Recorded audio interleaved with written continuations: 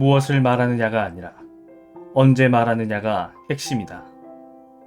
그래서 초전 설득은 단순한 화술이 아니라 맥락을 만들어 마음을 사로잡는 가장 강력한 비즈니스 전략이다. 안녕하세요, 부크박스입니다. 이번에 소개시켜드릴 책은 설득의 심리학입니다.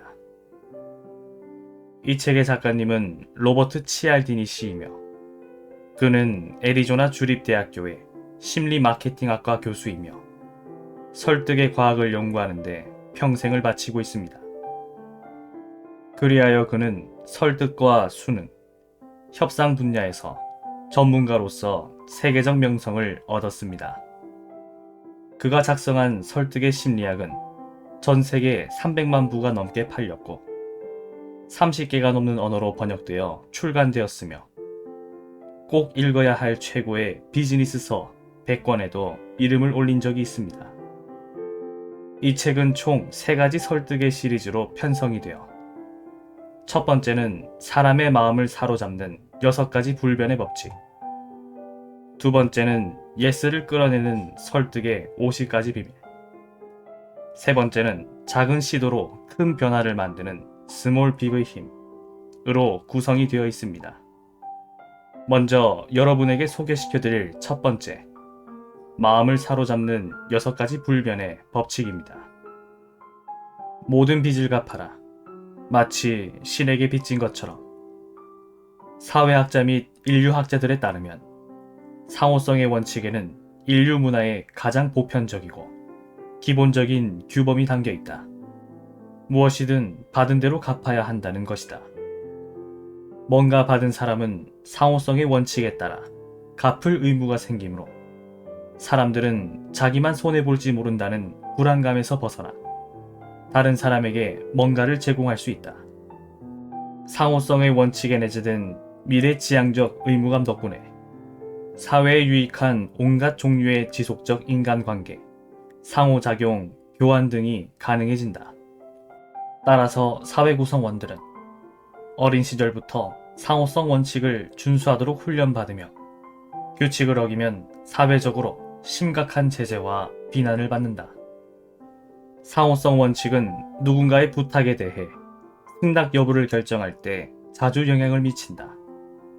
설득의 달인들이 선호하는 효과적인 전략 중 하나는 먼저 호의를 제공하고 보답을 요구하는 방법이다.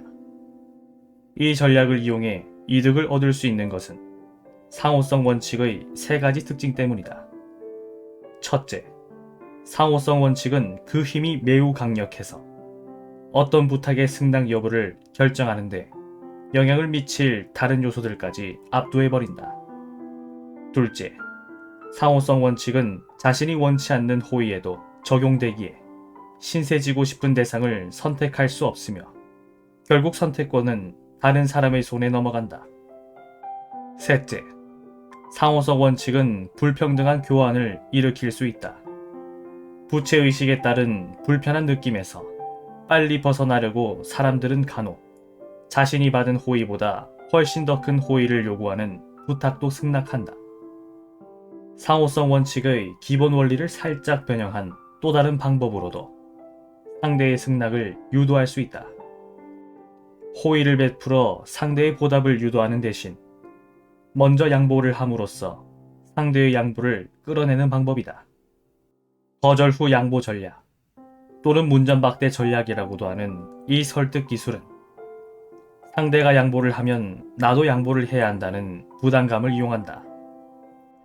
처음엔 거절당할 것이 뻔한 무리한 요구를 하고 나서 한 발 물러나 작은 요구를 하면 마치 양보처럼 보여 상대의 승낙을 받아낼 확률이 높아진다. 연구 결과에 따르면 거절 후 양보 전략은 승낙을 받아낼 확률이 높을 뿐 아니라 상대가 합의사항을 실천할 확률, 미래에도 이와 유사한 요구를 승낙할 확률까지 높다고 한다. 상호성 원칙의 위력을 이용해 승낙을 얻어내려는 사람을 상대하는 최선의 방어 전략은 상대의 제안을 무조건 거부하는 것이 아니다. 오히려 첫 번째 호의나 양보는 선의로 받아들이되 나중에 음흉한 속셈이 드러날 경우 호의나 양보를 술책으로 재정의하는 방법을 사용하면 된다. 일단 그런 식으로 재정의하고 나면 상대에게 호의나 양보로 보답해야 한다는 부담감에서 벗어날 수 있다. 마지막에 저항하는 것보다 처음에 저항하는 것이 쉽다. 심리학자들은 오래전부터 사람들이 자신의 말과 신념, 태도, 행동 등에서 일관성을 유지하고 유지하는 듯 보이려는 욕구가 강하다는 사실을 알고 있었다. 이런 일관성, 선호 성향의 바탕이 되는 세 가지 요인이 있다. 첫째, 일관성 있는 성격은 사회적으로 높은 평가를 받는다. 둘째, 사회적 평판 외에도 일관성 있는 행동은 대체로 일상생활에도 유리한 영향을 미친다. 셋째, 일관성 있는 태도는 복잡한 현대 사회를 헤쳐나가는 소중한 지름길을 제공한다. 이전의 결정과 일관성을 유지하면 미래에 유사한 상황에 처했을 때 관련 정보를 전부 심사숙고할 필요가 줄어들고 이전 결정을 기억해 그와 같은 결정을 내리면 되기 때문이다. 효과적인 설득을 위해서는 첫 번째 입장 정립을 확보하는 것이 핵심이다. 일단 어떤 입장을 취하면 그 입장과 일관성 있는 요구에 더 쉽게 동의하는 경향이 있다. 따라서 설득의 달인들은 상대에게 자신이 궁극적으로 원하는 행동과 일관성 있는 입장을 취하게 하려고 노력한다. 그러나 모든 입장 정립이 미래의 일관성 있는 행동을 끌어내는데 동일한 효과를 발휘하는 것은 아니다. 입장 정립은 적극적이고 공개적이며 수고스럽고 자발적일 때 가장 큰 효과를 발휘한다. 입장 정립은 잘못된 경우일지라도 자동 강화를 통해 스스로 지속하는 경향이 있다. 자신이 취한 입장이 옳다고 믿게 해주는 새로운 이유를 만들어내 계속 정당화를 하는 것이다. 결과적으로 일부 입장 정립은 처음에 그런 입장을 취하게 했던 상황이 완전히 변한 후에도 오랫동안 효과를 유지한다. 이런 현상은 낮은 공 던지기 같은 일부 기만적인 설득 전략이 효과를 발휘하는 이유가 된다. 상대가 부당한 일관성 압력을 가해 승낙을 얻어내려 할 때 이를 알아차리고 저항하려면 우리 몸에서 나오는 두 가지 신호에 집중해야 한다. 뱃속이 불편한 느낌은 입장 정립과 일관성 함정에 빠져 하고 싶지 않은 일을 억지로 승낙해야 할 때 찾아온다. 이럴 때는 상대에게 어리석은 일관성을 유지하느라 불합리한 요구에 응할 의사가 전혀 없다고 분명히 밝혀야 한다. 마음속 깊은 곳에서 나오는 신호는 이와 달리 최초의 입장 정립이 잘못되었다는 확신이 없을 때 나타나는 현상이다. 그럴 때는 시간을 되돌려 지금의 내가 그때로 돌아간다면 그래도 같은 입장을 취했을까라고 자문해 봐야 한다. 이 질문에 대해 가장 먼저 떠오르는 순간적인 느낌이 정답이라 할 수 있다. 입장 정립과 일관성 전략은 특히 개인주의적 성향이 강한 사회에서 살고 있는 50세 이상의 연령층에 가장 효과가 높다. 사람들이 전부 같은 생각일 때는 아무도 깊이 생각하지 않는다. 사회적 증거의 원칙에 따르면 사람들은 특정 상황에서 무엇을 믿고 어떻게 행동해야 할지 결정하기 위해 주로 다른 사람들이 무엇을 믿고 어떤 행동을 하는지 살펴보는 경향이 있다. 구매 결정, 기부, 공포증 치료 등 광범위한 분야에서 어른아이 할 것 없이 모든 사람이 강력한 모방 행동을 보인다. 뭔가 부탁할 때도 사회적 증거의 원칙을 이용해 그 부탁을 승낙한 사람이 상당히 많다고 알려주면 승낙 확률을 높일 수 있다. 사회적 증거의 원칙은 두 가지 조건에서 가장 강력한 영향력을 발휘한다. 첫 번째 조건은 불확실성이다. 애매모호한 상황에서 확신이 없을 때는 다른 사람들의 행동을 관찰하고 그런 행동을 옳은 것으로 받아들일 확률이 높다. 예를 들어 분명한 응급 상황보다는 애매한 상황을 목격한 행인들이 다른 행인들의 행동에 더 많은 영향을 받는다. 사회적 증거의 원칙이 강력한 영향을 미치는 두 번째 조건은 유사성이다. 사람들은 자신과 비슷한 사람들을 따라하는 성향이 있다. 사회학자 데이비드 필립스가 정리한 자살 통계 자료를 살펴보면 사람들이 자신과 비슷한 행동에 얼마나 강력한 영향을 받는지 쉽게 알 수 있다. 연구에 따르면 대대적인 자살 보도가 이루어지고 나면 여러 가지 면에서 자살자와 유사점이 많은 사람들이 자살을 결심할 확률이 높다. 가이아나 존스타운에서 벌어진 집단 자살 사건을 분석한 결과 사교 집단의 교주 짐 존스 목사는 불확실성이라는 요인과 유사성이라는 요인을 모두 사용해서 존스타운 신도들 대부분을 한 무리로 만든 뒤 자살로 몰아넣은 것으로 밝혀졌다. 변호사의 임무는 배심원이 자신의 의뢰인에게 호감을 갖도록 하는 것이다. 사람들은 자신이 잘 알고 좋아하는 사람의 부탁은 더 잘 들어준다. 설득의 달인들은 이런 사실을 알고 있기 때문에 자신의 매력과 호감도를 높일 만한 요소를 더욱 부각시켜 상대에게 효과적으로 접근한다. 전반적인 호감도를 높이는 요인 중 하나가 신체적 매력이다. 외모가 매력적인 사람이 사회생활에 유리하다는 점은 오래전부터 널리 알려진 사실이지만 연구 결과에 따르면 그 정도가 생각보다 심각하다. 신체적 매력은 일종의 후광 효과를 일으켜 재능이나 인품, 지성 등 다른 특성에도 긍정적인 영향을 미친다. 결과적으로 매력적인 사람을 자신이 원하는 것을 얻어내거나 다른 사람이 태도를 바꾸도록 하는데 더 뛰어난 설득력을 발휘한다. 호감과 승낙에 영향을 미치는 두 번째 요인은 유사성이다. 우리는 자신과 닮은 사람을 좋아하고 그런 사람의 부탁에는 자신도 모르게 승낙한다. 호감도를 높이는 세 번째 요인은 칭찬이다. 너무 노골적인 칭찬은 이따금 역효과를 일으키지만 칭찬을 하면 대체로 호감도와 승낙률이 높아진다. 반복적인 접촉으로 익숙함이 커져도 대체로 호감도가 높아진다. 물론 부정적인 접촉보다는 긍정적인 접촉이 이루어져야 한다. 가장 효과가 좋은 긍정적인 상황은 서로 협동해 어떤 일에 성공하는 경우다. 호감도를 높이는 다섯 번째 요인은 연상이다. 광고주나 정치가들은 자기 자신이나 자사 제품을 긍정적인 것들과 관련 지음으로써 연상작용으로 긍정적인 측면을 공유하려 한다. 전문가를 따르라. 밀그램의 복종에 관한 연구를 보면 우리 사회에는 권위에 따르도록 하는 강한 압력이 존재한다는 사실을 알 수 있다. 정신적으로 문제가 없는 평범한 사람들이 스스로 원해서가 아니라 권위적인 인물이 지시한다는 이유만으로 다른 사람에게 위험한 수준의 심각한 고통을 가했던 것이다.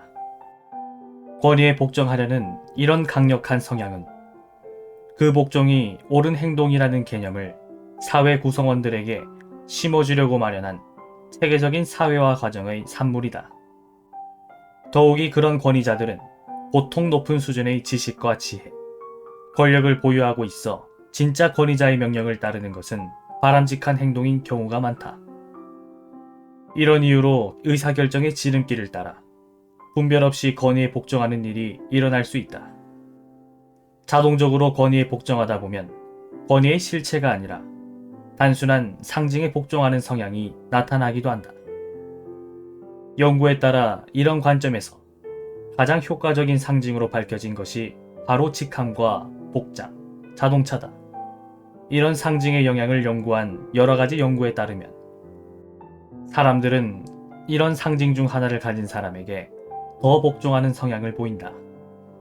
더욱이 그런 식으로 복종하면서도 그런 권위의 압력이 자신의 행동에 미친 영향에 대해서는 상당히 과소평가했다. 권위의 압력이 미치는 해로운 영향을 방어하려면 스스로 두 가지 질문을 던져야 한다. 이 권위 있는 인물이 정말 전문가인가? 이 전문가는 과연 얼마나 진실하게 행동하고 있는가? 첫 번째 질문을 통해 우리는 권위의 상징에서 눈을 돌려 진짜 권위의 증거를 찾아볼 수 있다. 두 번째 질문을 통해서는 전문가의 지식이 상황에 적합한 지식인지에 대한 여부뿐만 아니라 전문가가 얼마나 진실성 있게 대처하는지도 고려할 수 있다. 두 번째 질문과 관련해 상대가 혹시 자신에게 약간 불리한 정보를 먼저 제공함으로써 신뢰도를 높이는 전략을 사용하지 않는지 주의해야 한다. 그런 전략을 통해 일단 진실한 사람이라는 인상이 형성되면 나머지 정보들이 더 믿을만해 보이기 때문이다. 무언가를 사랑하려면 그것이 사라질 수도 있다고 생각하면 된다.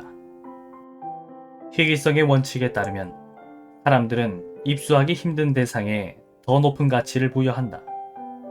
희귀성 원칙을 이용해 이득을 취하는 대표적인 방법은 한정 판매와 마감 시간 전략이다. 설득의 달인들은 이런 전략을 이용해 자신들이 제안하는 제품에 수량적 또는 시간적인 제한이 있다는 인상을 주려 한다. 희귀성의 원칙이 효과를 발휘하는 이유는 두 가지다.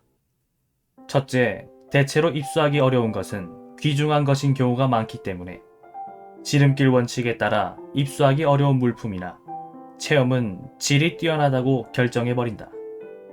둘째, 뭔가를 입수하기 어려워지면 사람들은 선택의 자유를 잃었다는 느낌이 든다. 자유를 잃어버리면 결국 심리적 반발 원리에 따라 그 대상을 더욱 간절히 원한다. 심리적 반발은 평생에 걸쳐 인간의 행동을 움직이는 중요한 동기로 작용한다. 하지만 유난히 심리적 반발이 두드러지게 나타나는 연령대가 있는데 바로 미운 3살과 사춘기다. 모두 자아 개념과 개성이 발달하는 시기이며 통제, 권리, 자유 같은 문제를 중요하게 생각한다. 결과적으로 이 시기의 아이들은 여러 가지 제한과 규제에 민감한 반응을 보인다. 희귀성의 원칙은 상품의 가치뿐 아니라 정보의 가치를 평가하는 방식에도 영향을 미친다. 연구에 따르면 어떤 메시지에 접근을 차단하면 사람들은 그 메시지에 더 접근하고 싶어 할 뿐 아니라 더 호의적인 평가를 내린다. 접근을 제한한 정보가 더 높은 설득력을 발휘한다는 사실은 대단히 놀라운 발견이다. 정보 검열이 이루어지는 경우 사람들이 그 정보를 접하지 못한 상태에서도 그 정보에 설득될 수 있다는 의미이기 때문이다. 정보에 접근할 수 있는 상황에서는 그 정보가 독점적인 정보일 때 가장 강력한 효과가 나타난다. 희귀성의 원칙은 다음과 같은 두 가지 조건에서 효과를 발휘할 확률이 가장 높다. 첫째, 기존에 풍부하던 어떤 대상이 갑자기 희귀해지면 가치가 급격히 높아진다. 처음부터 수량이 한정적이던 대상보다 최근에 희귀해진 대상을 더 높이 평가한다는 뜻이다.